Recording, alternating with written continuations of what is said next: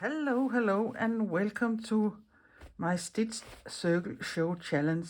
And today we're going to make week 31. It's incredible how time flies, and my book is already quite chunky. And that's a good sign because then we have made a lot of different embroideries. My name is Lisbeth, and I'm hosting this challenge. And you're welcome to participate if you want to. And here below, there's a link for a Facebook group. You can apply, but don't apply if you don't want to do the challenges. We are not interested in members who don't want to do the challenges. We like to see each other's embroideries, and so therefore don't apply if you don't want to do the challenge. There is also a link to the first video for week 1 in this Stitch Circle Show Challenge, where I explain everything about what this kind of Dogma Rule stitching or embroidery is about. And just quickly, it has nothing to do with the religion. Dogma Rules for a Danish person is just a simple set of rules you can follow if you don't know what to do. You can always set some rules, and then you're going. Afterwards, you can always break the rules and do other things, but mainly stick to the rules here. And if you want to do more to it than I have come up with for the challenge, you're welcome to make more than one, and then you can develop your embroidery in further embroideries if you want to do more than one. That is, of course, you're welcome to do that. Yeah, what else do I want to say? Pardon my English, I'm Danish, so it is a little bumpy sometimes, but hopefully you can see what I'm doing. So let us see here where we ended up last time. And I think I will I have in my book here, it's a cover where I have done a simple pamphlet stitched book and just slide it in here like it's an envelope. And I have it in 2 parts because I didn't know how fat it would be or how it would end up. And I don't have decided what to do with the 2 sets yet, but I can remove this so this isn't so thick here. But this is where we ended up last time. So I'm ready for the page here. But you don't need to have such a book. It isn't a must to do this challenge to have a book like this. You can just do your embroideries and you can put them in a board sketchbook.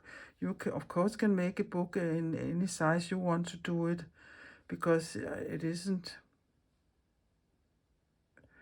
So you can do this at any sizes you want. I have just made it this size to not to be so big, so it would take several days or to do this. This isn't not meant to be something you are going to spend hours and hours and hours on. But you can also make a scroll buy an old sheet or sew them in there, or you can put them in a box, and then when you need inspiration, you can always take them out of your box and look at your scroll, or look in your book and see, oh, that was that, I can use that for that, and I have made this, but what if I did this and this and this? So use it for inspiration afterwards. But this is what I made last week with these knotted feather stitches, and this is in these bluish turquoise greenish colors. And those of you who know me knows that I like my spreads to look nice together, and my color choice of my fabric will indicate that also. But let us start here, and I will tell you all about the rules. So the Dogma Rules for this week is pick a piece of fabric you think look nice to your previous page or week 30, and you can see here why I chose this, because I think they look nice together. So that was the first, not the first, but one of the rules. The first, pick a piece of fabric that looks nice to week 30 and trace at least 4 circles in different sizes on your fabric. You place them where you like on your fabric. 2, sew only elongated chain stitches. Some people also call them chain stitches with a tail or with a stalk. Og på dansk hedder de kædesting med hale, eller forlængede kædesting. Og sy dem, sew them inside the circle as you like, but keep them inside the circle. Rule number 3, thread. Use a color you think or colors you think look nice here on your fabric. And if you have variegated or color shifting threads, use them. Or if you have a flat thread, you also use that. That are the 3 rules for this week. And of course I will write them here below in the video so you can read them quietly and take it in. So this is the rules, so let us get started. My piece of fabric here is not a flimsy one, it is quite sturdy fabric, so I don't need to back this one, I think. So I will just go with it as it is. And I have this tin plate and I have such a tin plate, but 5 things in your house you can use as tin plate if you don't have these things. It isn't a must to have these things. You can use spools of threads or small things, lids from plastic lids from things and so on. But I will start here with tracing the biggest one here in this corner here. There. And then I will take the next one in size, and this is this one here. And of course I will stay a little away from the edges there. And then I will take this one and put it up here.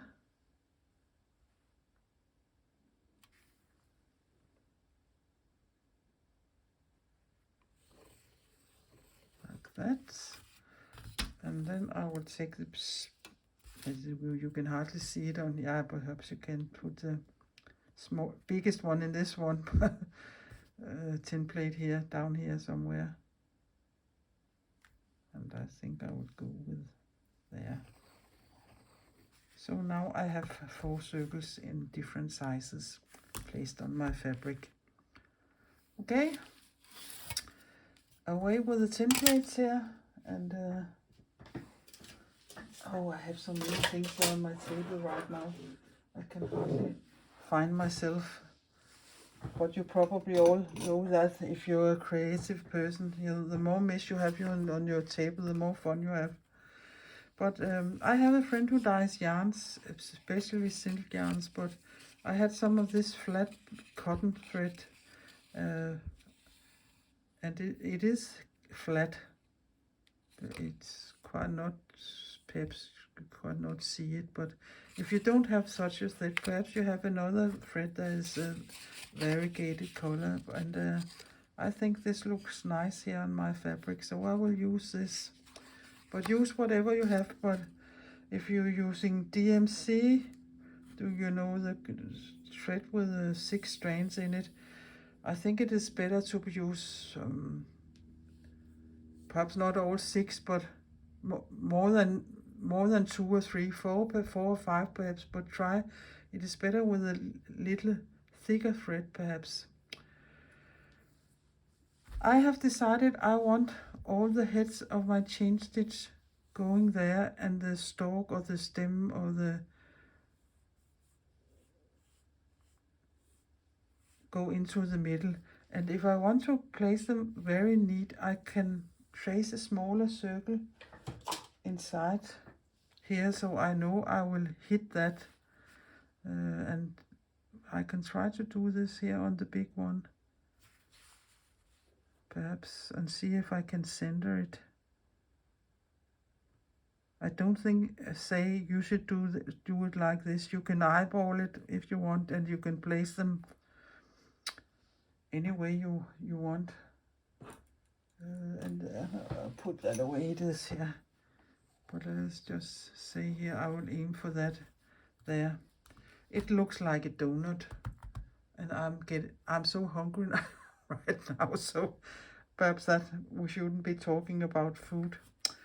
But if you don't know how to do this stitch, I can show you. And let me see here if I have my little sampler here. Yeah, I have it here. So I will just take another needle up here and thread that quite quickly there. So we under there with that. But you do a chain stitch exactly as you always do. It's a little like when you're doing French knots, where you also can elongate them. But that here is a normal chain stitch, and normally you will go down here and take the next stitch, but instead you can go, for instance, down here like that. So they don't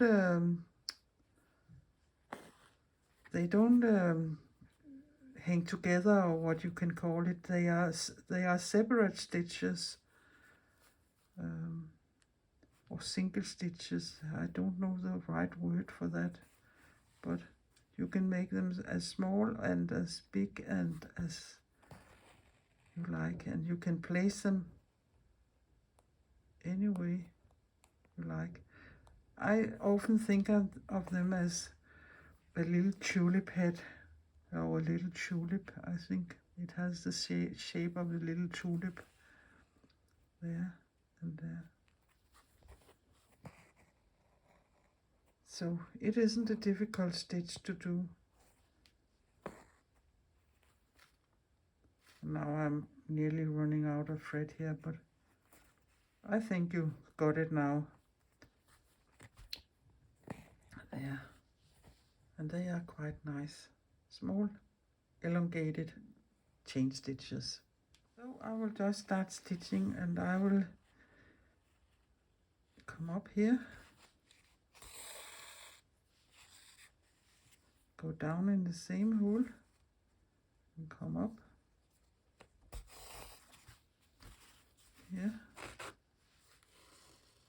And of course you can do this in a hoop if you want to, but make them lie flat like this, and then I go down in the circle there, in the inner circle, and there you have the first little elongated chain stitch. And then it's just to go round and round here. That is what I have decided to do.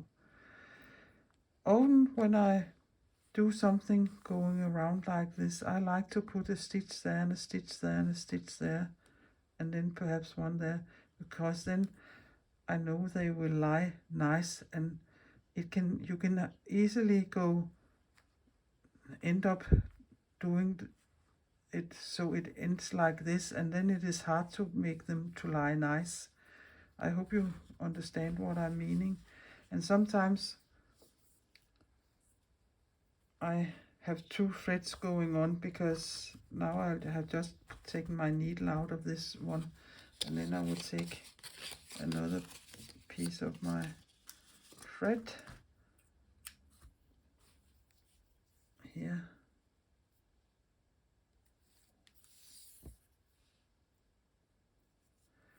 and you don't need to do that. If you're good at it, you can just eyeball it. This is just options I give you here for ways you can make them lie nice. So I come up here again, go down in the same hole, and come up straight under, So depending how far you go with the head of the or the chain, the bigger or smaller that would be. There, and pull it through, and there it looks nice. And down in the inner ring there, and you can see it is a little wonky there, but that is okay. And I could do the same there and there, but I don't want to fiddle around with so many threads. So now I will go back to the first one and thread my needle again, and it is quite easy to thread this one here. And you can say, do I dare to do it now all the way over, or do I want to put one in the middle here? And I think I will put one in the middle. There. Of course it is, you can say it's a little waste of thread because I'm using more thread than I would if I just went all the way around in one way at the same time. But I like them to lie nice. So there it is. And now I think I just will do it like this here. So now you can decide how close you want them. And I want mine quite close. I haven't sewn with this thread here before, so I don't know how much it would fill the space. So it's also new to me to use this thread to stitch with. And I haven't made a sample before I started filming here. So you will see all my arrows, and if I don't succeed, yeah, of course I could choose to stop the video and do something else, but no, we are going here.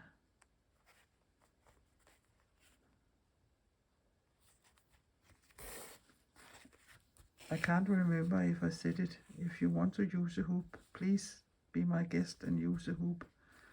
I don't like to use a hoop very much, but I know in some specific things I liked it because it is lying flatter. And if you're a beginner and you have troubles with your fabric curling or keep the tension or your stitches to lie flat, it perhaps can help you to sew in a hoop.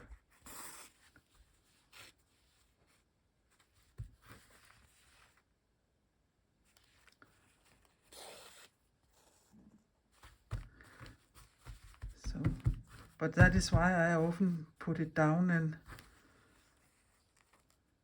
clap on it.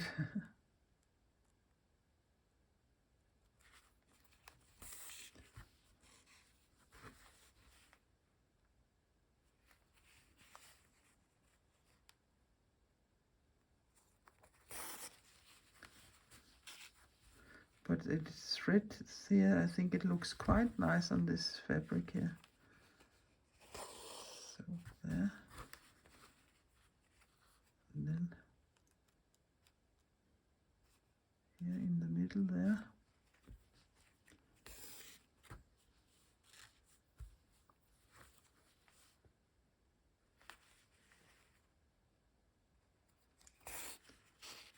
And I hope this can be there. Yeah.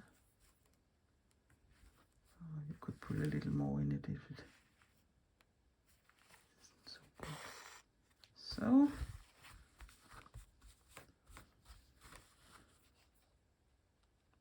yeah, I can see it. Then you can always maneuver it a little around. They lie like this. And I think that looks quite nice. So I think I will take my needle out and do here one at 6 o'clock. Then I have something to steer after. And that's just the way I like to do it. You don't have to do it like I do here. It's just, I think it is helpful if you want them to lie even. But of course you can put your stitches here, whatever, or however, or do it, whatever you want to do with them. Just you do it inside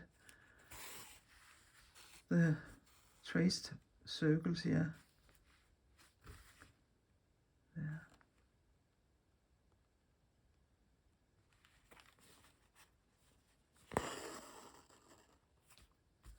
There. So out with that and in with this thread here. And it is quite quick. And again, I will eyeball it here and say, I think about there is the middle. So I will just come up here and make my chain stitch and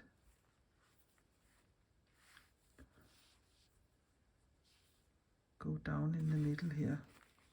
There.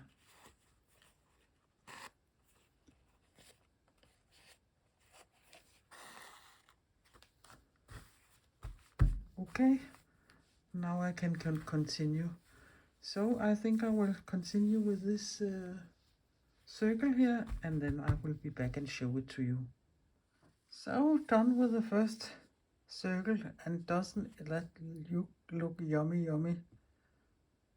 It does something extra because this stitches are flat, and it's a quite not thick thread, but it fills a lot, so therefore it fills the spaces out here in the circle. So I think it looks so yummy.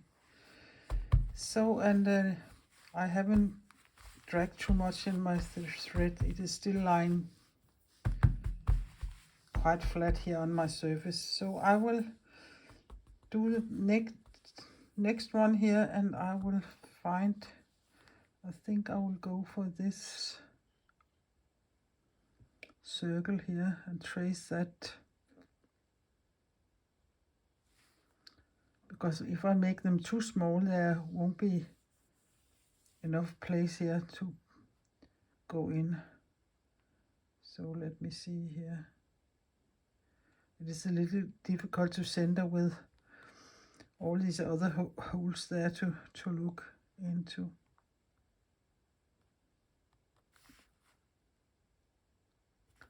But I'll go for it. Yeah, I think it's okay there. I will see if I can do that. So again, I will start up exactly the same way as I did at the other one, and make my 4 corners of the world here, or 12, 3, 6 and 9 o'clock.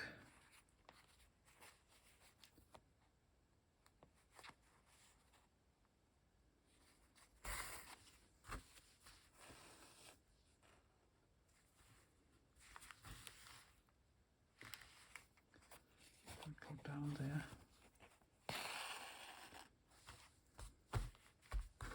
And since this isn't so big, I think I will just jump over here and not pull too much in my thread.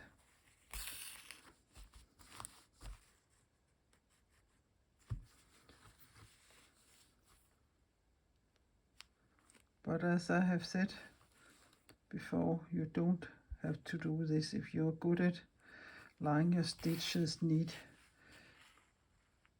and then in the right angle, you can just go directly in. But I like to have something to steer after.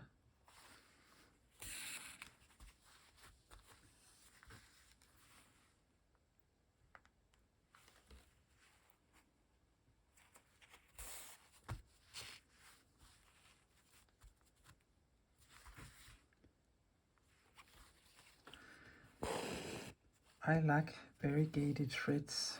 I always liked that, even when I had my little knitting firm or business. I often worked with variegated yarns. They are appealing to me.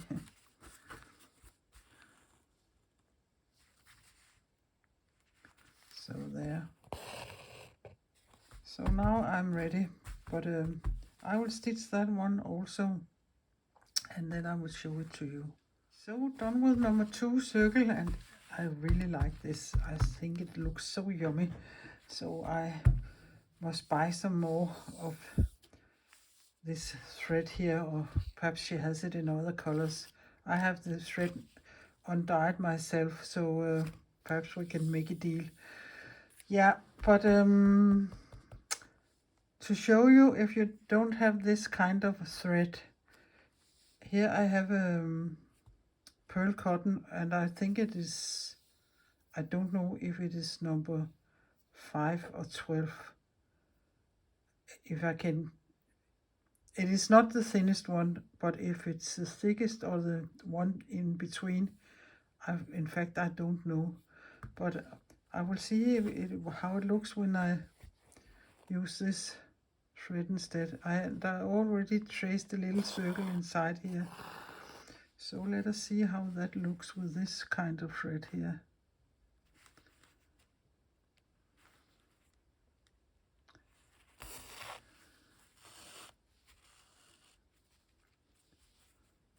Yeah, and this is of course a round thread.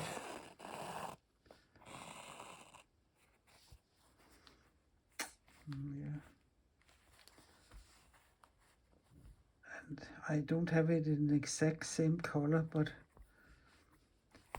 if I was going to use this for something else, but it is just a little challenge here, I would continue with the other yarn. I think that would look very nice, but for the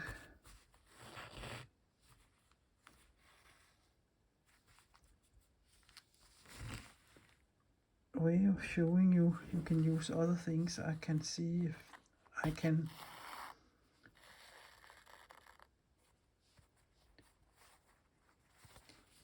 if I would like this here, and I would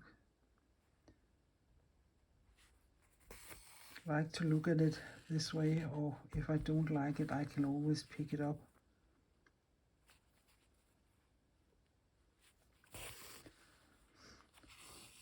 The leg here will be a little smaller because my stitch is quite big. Perhaps this yarn is too thick for such a small circle. Yeah, let us try to do it and see what happens.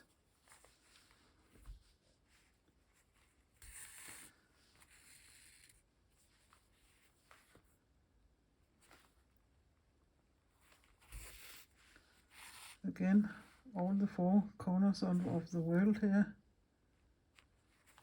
and I'm ready to stitch. But you have seen me done this 2 times, so I will stitch that circle and see how it looks, if I like it. And perhaps I can still use this one up here, this yarn here up here. That's a little bigger circle there, but I will see. I will stitch that one and show it to you. It is not often I pick something up, but I can stand looking at this with this here. So I will pick that up, and then I will go for the same thread on all my 4 circles. So there's only the hard way here.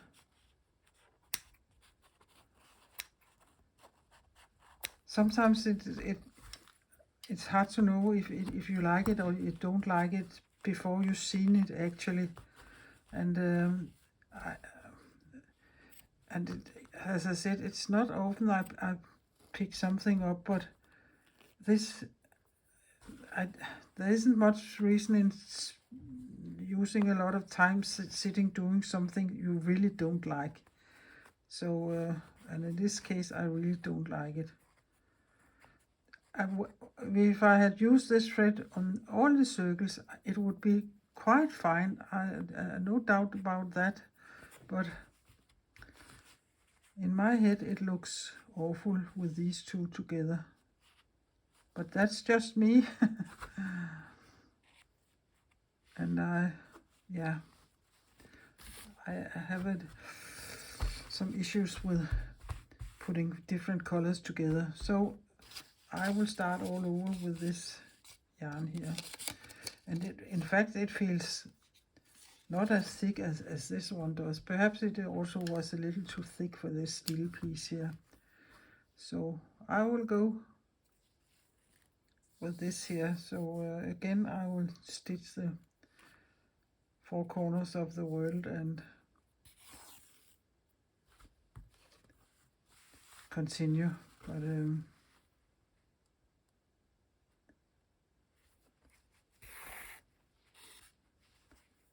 I think it would be fine. Sometimes you put your needle right through the knot on the back side here as the first stitch. And you can feel it. It's quite hard to stitch into such a knot.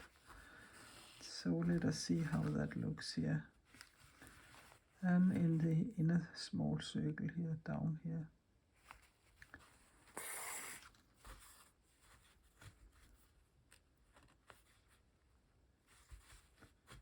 I think it is better. I'm much happier now.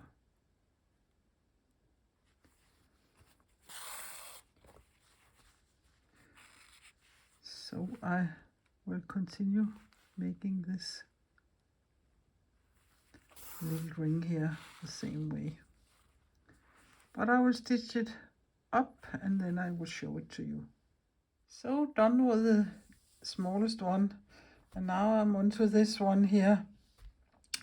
And there all the stitches are lying very close. I squeezed as many in as I think I can. But perhaps I would, just to make this a little different, have this space between like I have there. So it is just, you can see I have done it exactly the same way. All the four corners and the world and in between. And now I'm going in between again. And you can do that, or you can do 1,000 of other things.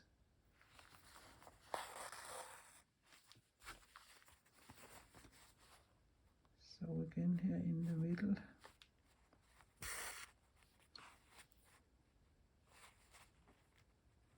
Come up in the middle. There's a little resist because this is a cotton and it isn't mercerized or anything, so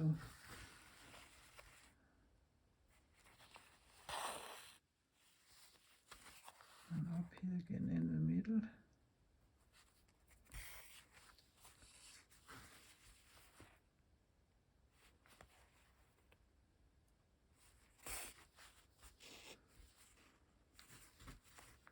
If you're one who likes to stitch flowers, there are a lot of possibilities with this stitch here. I'm not particularly into flowers, but yeah, I like botanical things, but especially when I'm jelly printing, but not so much when I embroider.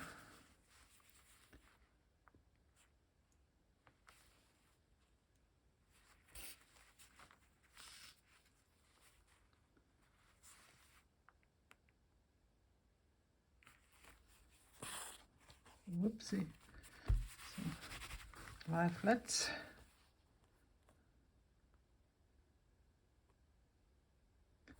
That is the trickiest part, stitching on these small pieces here. There isn't much to hold on to. And the other tricky part is to not to have to lose threads or to pull too much in your thread, so your fabric will buckle and not lie flat. So yeah, but again, like so many other things, practice. That's the only way to get better. And the last stitch here will come up here. There and down there. So now this is a little different, so it's not the same. So this way you can also use that stitch, and I can just do a little like this to get my pencil lines to disappear.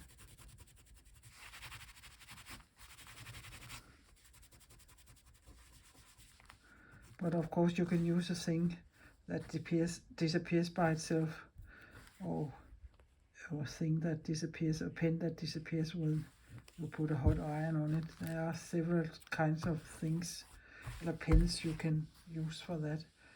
So, done with my piece, and I'm quite satisfied. I think this thread color and thread looks nice to this stitch and to the background of my piece. So now I will write my Dogma Rules here in the back of my book, like not in the back but on the page of my book, and I will find my double-sided tape and be ready to glue it in. So I have written the Dogma Rules in my book, and now I'm ready to tape it in. And hooray, I remember to take a picture before I was putting it in my book. It is much easier to take a nice picture when it's lying flat here on my table. So I will have it this way as it is sitting there. So I will just find the, yeah.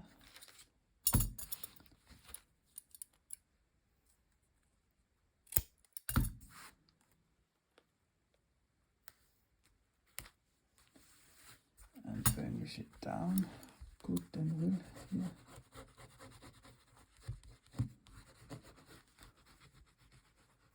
And if it doesn't come off here in one of the first tries, I will do it off camera. Someone was commenting earlier that that you could put a piece of masking tape down before you do this, but I can't quite figure out. I can see it perhaps is sticking better to that than to the fabric, but then you have a thicker piece of masking tape sitting under there, and I don't know how smart that is, or perhaps I have misunderstood her. That is also an option, but it went well here. Please. Yeah. And then it would be under some pressure here. And doesn't that spread look nice there? I'm a happy woman today. So I can put it up here, but I will take some close-ups at the end of the video. That was a very nice embroidery, I think. Whoops, it is quite wonky here. There it is. So I hope you like this challenge, and I hope you like this stitch, and I'm so excited, and I'm hoping to see a lot of different ways of using this stitch in the Dogma Rule Facebook group and on Instagram or whatever places you are showing your fine embroideries. I hope you have learned something new and perhaps some tips and tricks, and keep following along here on this project. But I would only say please like and subscribe if you are enjoying this. That would be very helpful for my little Danish channel. And then I would say take care, be creative, until next week. Bye bye. Farvel.